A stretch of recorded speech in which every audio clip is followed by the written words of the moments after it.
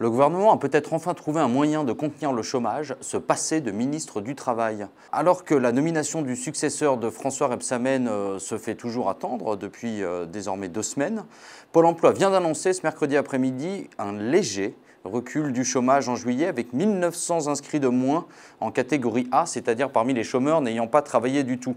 Alors évidemment, c'est une petite bonne nouvelle pour le gouvernement.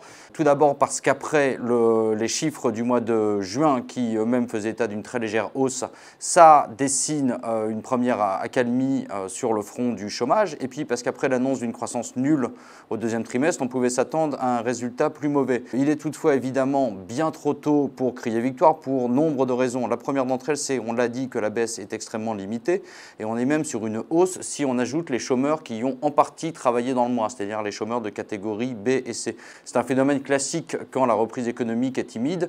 Des personnes, des inscrits à Pôle emploi qui ne trouvaient pas du tout de travail arrivent désormais un petit peu plus à trouver des activités partielles et bascule ainsi d'une catégorie à l'autre. Le bon point, c'est comme le souligne François Rebsamen ainsi que l'Élysée, c'est qu'on commence à voir se dessiner une stabilisation du chômage.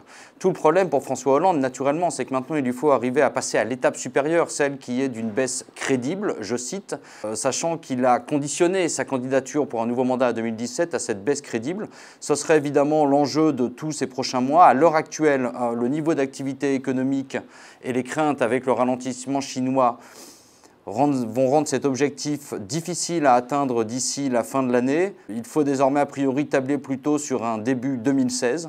Confirmer et amplifier cette première accalmie sera donc évidemment la première des missions du futur successeur de François Rebsamen dont le nom pourrait être connu dès la semaine prochaine.